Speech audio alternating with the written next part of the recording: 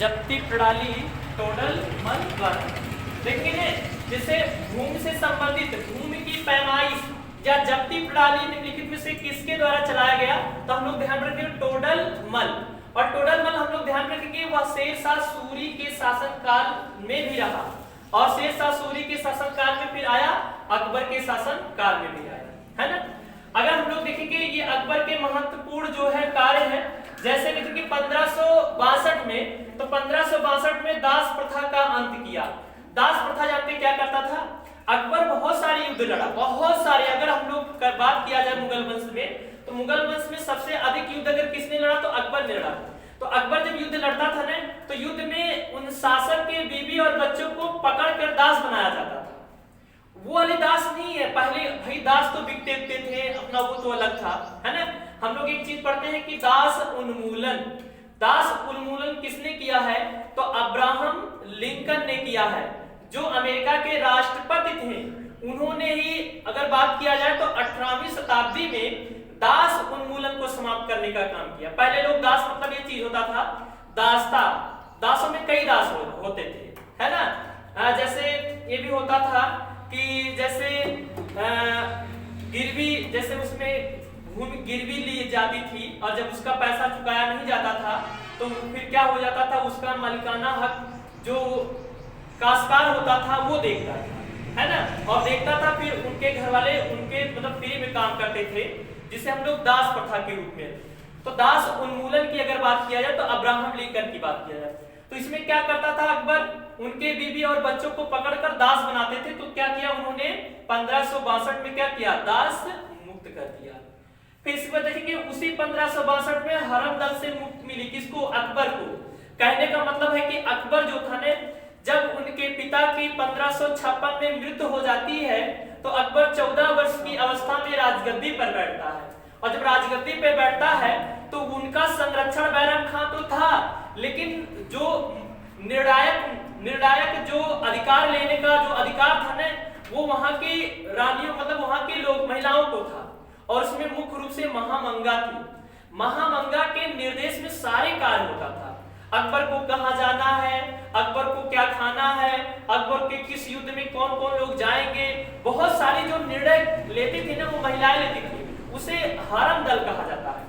हरम दल का एक और अर्थ समझिएगा, हरम दल का मतलब ये चीज होता है कि महिलाओं के जहां पर निवास करती हैं, है ना, उसको हरम दल कहा जाता है। जैसे हमारे जैसे धर्मों में अंतःपुर कहा जाता है। अंतःपुर का मतलब ये चीज होता है कि महिलाओं का एक वहां पर कुनबा होता था, उसे अंतःपुर कहा जाता था। तो सिर्फ वहां राजा जाते थे और कोई जाता नहीं था। उसी प्रकार से इस्लाम धर्म में एक हरम दल, तो हरम दल का मुख्य मतलब ये चीज होता कि सारे दायित्वों का निर्वाह कौन करेगी, महिलाएं करेंगी। और अकबर के समय में कौन कर रही थी, महामंगा, उनकी धाय माता महामंगा। तो महामंगा से देखेंगे 1562 में हरम दल से मुक्ति मिली। अच्छा, इसे पेटीकोट सरकार कहा जाता है, मतलब सभी लोगों का निर्णय।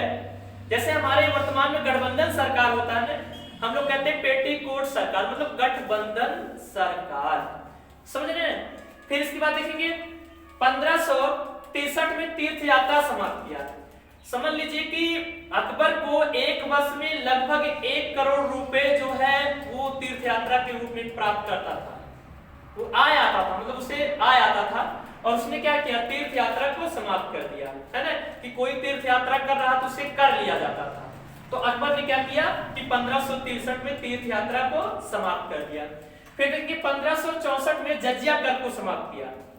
जजिया हम लोग मध्यकालीन इतिहास में पढ़े हैं, जजिया, जकात, खम्स, है ना, और खराज भी होता है। जजिया, जकात, खराज और खम्स।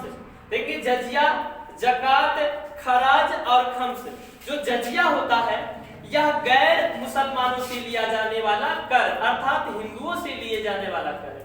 और जो खराज होता है ना, ये मुसलमानों के भूमि से लिए जाने वाला कर होता था, खराज। और देखेंगे जकात, जकात जो है ये मुसलमान स्वेच्छा से देते थे। कहने का मतलब है कि वो अपने कमाई का अगर 1 रुपए है तो मतलब 25 पैसे वो दान के रूप में देते थे कि धर्म का प्रचार और प्रसार हो, मस्जिद बनाई जाए, तो उसे हम लोग कहते थे जकात। और खम्स मतलब होता है लूटा हुआ प्रकार से ध्यान रखेंगे। तो अकबर ने क्या किया, जजिया कर को समाप्त कर दिया। अब हम लोग जजिया कर के बारे में पढ़े हैं कि सबसे पहले जजिया कर किसने शुरू किया था, मोहम्मद बिन कासिम ने, है ना। और फिर हिंदुओं पर तो लगा ही था, लेकिन ब्राह्मणों पर किसने लगाया, ब्राह्मणों पर सबसे पहले किसने जजिया कर लगाया, हाँ फिरोज शाह तुगलक, है कि नहीं।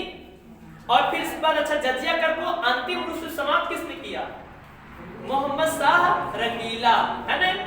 जो हाँ सवाई माधव जय सिंह सवाई माधव के कहने से मोहम्मद शाह रंगीला ने क्या किया, जजिया कर को पूर्ण रूप से समाप्त कर दिया। ये हमारा जजिया कर का ऐतिहासिक तथ्य है ना, ये समझ आया। फिर देखेंगे 1571 में उसने आगरा से राजधानी कहाँ स्थानांतरित किया, हाँ फतेहपुर सीकरी, मतलब आगरा से 23 मील दूर है, फतेहपुर सीकरी जो है आगरा से 23 मील दूर है। वहीं पर उन्होंने क्या किया कि वहां पर एक शहर बसाया, उसका नाम था सीकरी गांव, और सीकरी गांव के बगल जो है फतेहपुर सीकरी नामक एक शहर बसाया। और बसाने के बाद कब किया, मतलब आगरा से फतेहपुर सीकरी स्थानांतरण कब हुआ, मतलब गया कब, तो ध्यान रखिए 1571, समझिएगा, ठीक है ना। तो इस प्रकार से 1575 में क्या किया, इबादत खाना की स्थापना की, मतलब यहाँ पर सभी धर्मों के लोग आते थे और उसमें चर्चा और परिचर्चा करते थे, समझ रहे ना। तो देखेंगे पहली बात तो इबादत खाना, ये जो इसकी अगर बात किया जाए तो ये सबसे पहले अपने धर्म के लिए बनाया था कि हमारे धर्म के बारे में चर्चा परिचर्चा हो, इस्लाम धर्म क्या है, कैसे क्या चीज, वो सारी हो। लेकिन इसने क्या किया कि 1578 में हिंदुओं के लिए भी इसने खोल दिया, मतलब अन्य धर्मों के लिए भी खोल दिया कि आओ और इसमें चर्चा और परिचर्चा करो। इसके लिए धर्म के लिए जाते हैं ना एक अलग से विभाग बनवाया था अकबर ने, है ना। तो ध्यान रखिए इबादत खाना की स्थापना, बात को समझिएगा, जो इबादत खाना है इसका मतलब ये चीज होता है कि सभी धर्मों के लोग यहाँ पर आकर और अपने अपने धर्म के बारे में चर्चा और परिचर्चा करें, ठीक है ना। तो इबादत खाना की स्थापना।